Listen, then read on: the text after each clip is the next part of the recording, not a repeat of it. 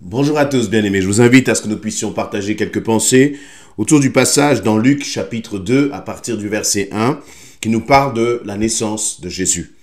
En ce temps-là, l'empereur Auguste publia un édit qui ordonnait le recensement de tous les habitants de l'Empire. Ce recensement, le premier du genre, eut lieu à l'époque où Quirinius était gouverneur de la province de Syrie. Tout le monde allait se faire recenser, chacun dans la localité dont il était originaire. C'est ainsi que Joseph, lui aussi, parti de Nazareth, monta de la Galilée en Judée à Bethléem, la ville de David. Il appartenait en effet à la famille de David. Il s'y rendit pour se faire recenser avec Marie, sa fiancée, qui attendait un enfant. Or, durant leur séjour à Bethléem, arriva le moment où Marie devait accoucher. Elle mit au monde un fils, son premier-né. Elle lui mit des langes et le coucha dans une mangeoire parce qu'il n'y avait pas de place pour eux dans la pièce réservée aux hôtes. Amen. Voilà donc ce récit qui nous parle de la naissance de Jésus-Christ, la naissance de celui qui est fils de Dieu. Marie va accoucher de Jésus dans la ville de Bethléem. Et je suis impressionné et toujours impressionné et très souvent cela me revient à l'esprit, l'humilité dans laquelle Jésus est venu. L'humilité dans laquelle Jésus est venu. Et je me demande, mais si nous avions été envoyés pour une mission aussi importante, qu'y a-t-il de plus important, qu'y a-t-il de plus glorieux que de venir pour sauver l'humanité ? C'est ce qu'on appelle réellement un super-héros. Ce n'est pas comme des super-héros que nous pouvons inventer, mais c'est un héros qui a donné sa vie pour changer réellement toute l'humanité. Et il n'est pas venu en grande pompe, mais il est venu avec humilité, à tel point que Marie va accoucher accompagnée de Joseph et elle va accoucher là dans une étable, à tel point que dans cette étable il n'y avait même, en fait dans cet hôtel il n'y avait même pas de place pour les accueillir, et donc ils ont dû se mettre là comme dans une mangeoire, et c'est là que Jésus est né, c'est là que le sauveur du monde est né. Voyez, et si nous étions là à regarder, à assister à cette scène, nous nous poserions beaucoup de questions. Seigneur, on s'attendrait plutôt à voir quelque chose de glorieux, de grandiose. Pourquoi ? Bien, parce que c'est ce qui nous impressionne en tant qu'homme, en tant que femme, en tant qu'humain, ce qui nous impressionne, c'est ce qui impressionne nos yeux. Mais Dieu ne fonctionne pas de cette façon. Et voyez, ce n'est pas parce que les choses ont commencé dans l'humilité. D'ailleurs, si on regarde, son ministère terrestre, la vie de Jésus sur terre, ce Jésus incarné, eh bien, il a commencé dans une étable et il a fini sur une croix. Et lorsqu'on regarde tout ce parcours, si on regarde juste à ces éléments extérieurs, on comprend tout de suite que Dieu n'a pas la même façon de penser que nous. Dieu n'embrasse pas nos conceptions. Nous regardons à ce qui brille, nous regardons à ce qui impressionne l'extérieur. Mais là, ce qui est bon de réaliser, c'est que ce Jésus qui est né dans cette étable, eh bien, c'est le Jésus qui est glorieux. C'est le Jésus qui est sorti du tombeau, qui a vaincu la mort, qui a vaincu les dominations et qui est maintenant à la droite du Père. Et combien de fois nous nous laissons impressionner justement par les choses extérieures, par les signes extérieurs. Quand tu vas dans une église, à quoi est-ce que tu vas regarder avant tout? Est-ce que tu vas regarder à la prestance du pasteur? Est-ce que tu vas regarder à la qualité des effets, de communication, du multimédia? Toutes ces choses, elles sont bonnes. Mais ce n'est pas cela qui doit déterminer la dimension spirituelle auquel nous devons aspirer. Voyez? Et là, et pourtant, Et pourtant, Marie avait reçu cette magnifique promesse de l'ange Gabriel qui va venir, qui va parler à Marie, qui va lui annoncer la naissance de Jésus. On voit ça dans le chapitre 1 où, à partir du verset 35, il va dire à Marie, « L'Esprit Saint descendra sur toi, la puissance du Très-Haut te couvrira de son ombre. Et c'est pourquoi le saint enfant qui naîtra de toi sera appelé le Fils de Dieu. » Marie avait reçu une promesse. Elle avait reçu une promesse. Et peut-être qu'elle-même, elle s'était imaginé un certain nombre de choses. Peut-être qu'elle s'était imaginé que la naissance allait se passer dans un certain contexte. Un contexte peut-être de confort. Un contexte peut-être un peu plus bling-bling, un peu plus... Et non, les choses se sont passées dans une telle simplicité. Et parfois, le Seigneur nous fait des promesses. Parfois, le Seigneur nous révèle une destinée.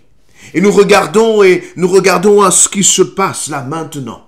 Tu regardes peut-être à ta position aujourd'hui. Et tu te dis, mais comment, Seigneur, étant dans une telle peut-être position, dans une telle difficulté, parce qu'au final, Marie et Joseph n'avaient pas choisi d'être là dans cette étable. Mais c'était les contraintes qui les avaient amenés dans cette situation.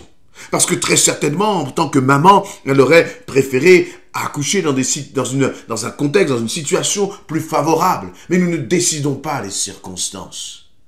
Et c'est pour cela que lorsque tu sais que tu ne peux pas décider des circonstances, il faut t'attacher à la promesse de l'Éternel. Il ne faut pas regarder à ce qui peut, toi, t'impressionner.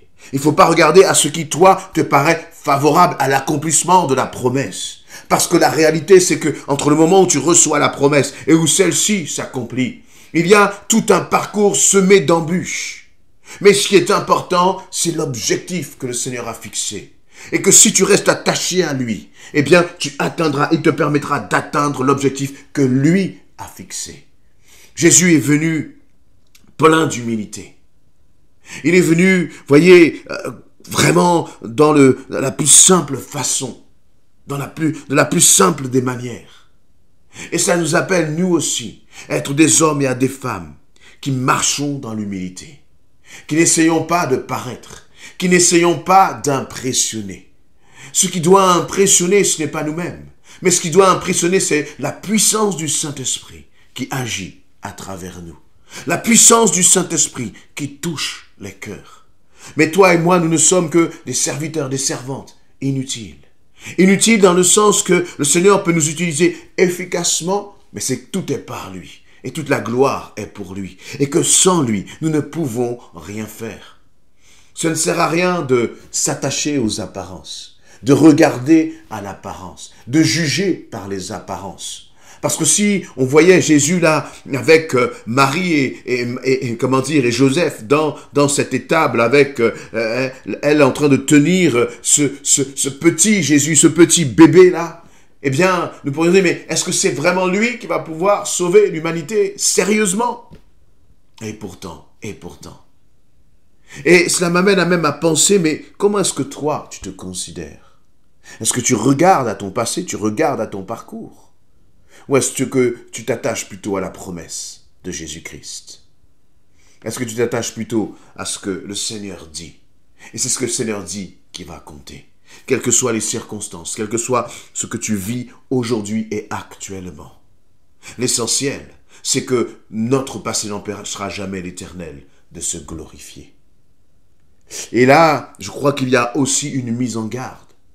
Parce que lorsque nous entrons justement peut-être dans le temps de la promesse, dans le temps de la bénédiction, et ça me rappelle toutes les mises en garde que Dieu avait fait au peuple d'Israël, à travers Moïse, en leur disant, mais attention, lorsque vous allez rentrer dans la terre promise, respectez mes commandements, faites ce que je vous demande de faire. Ne vous mélangez pas, ne soyez pas dans le compromis, parce que sinon, eh bien, justement, à cause de la bénédiction, vous pouvez tomber dans l'orgueil. Et combien de fois nous-mêmes aussi, lorsque nous voyons que les choses changent, que les situations avancent, ça peut être au point de vue professionnel, ça peut être dans ta vie matérielle, ça peut être peut-être dans ton schéma familial, tu vois que les choses s'arrangent, et tu vois que tes projets commencent à porter du fruit. Et là, eh bien, de plus en plus, tout doucement, tu commences à laisser la place à l'orgueil.